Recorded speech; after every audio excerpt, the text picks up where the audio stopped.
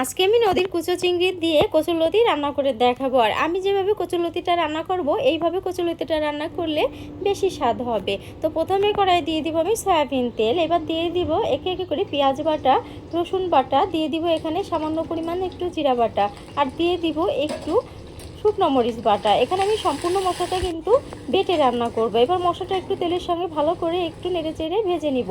এবার দিয়ে দেবো স্বাদ মতো লবণ ও 1 চামচ হলুদ গুঁড়ো, দিয়ে মশলার সঙ্গে আরও কিছুক্ষণ একটু নেড়ে চেড়ে ভেজে নিব। তো দেখতেই পাচ্ছেন আমি কিভাবে মশলাটা ভেজে নিচ্ছি। তো মশলা মোটামুটি ভাজা হয়ে গেলে এবার আমি সামান্য পরিমাণ একটু পানি দিয়ে মশলাটা একটু কষিয়ে নিব ভালো করে।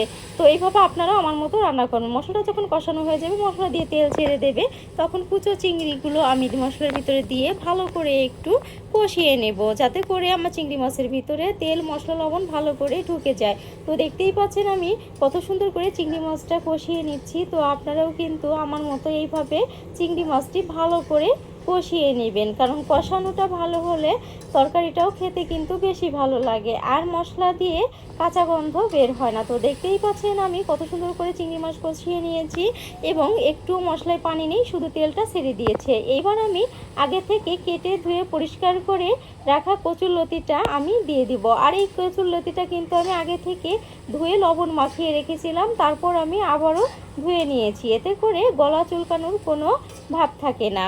তো এ পর্যায়ে আমি কচুরলতিটা দিয়ে ভালো করে চিংড়ি মাছ ও মশলার সঙ্গে একটু কষিয়ে নিব। তো দেখতেই পাচ্ছেন আমি এইভাবে কিন্তু কষিয়ে নিচ্ছি। এ পর্যায়ে কিন্তু আমি একটুও পানি ব্যবহার করিনি। তো আমি ভালো করে কষিয়ে নিব। আর এই কষানোতেই কিন্তু আমার কচুরলতিটা মোটামুটি পর্যায়ে কিন্তু সেদ্ধ হয়ে যাবে। তো আপনারাও কিন্তু এইভাবে আমার মতো করে আগে থেকে কচুরলতিটা ভালো করে কষিয়ে নেবেন। তো দেখতেই পাচ্ছেন আমার কচুরলতিটা কত সুন্দর কষানো হয়ে গেছে, একটুও পানি নেই। এইবার আমি কচুরলতিটা পারফেক্ট সেদ্ধ হওয়ার জন্য আরও কিছুটা পানি দিয়ে দিব। তো দেখতেই পাচ্ছেন আমি কি পরিমাণ পানিটা দিয়েছি।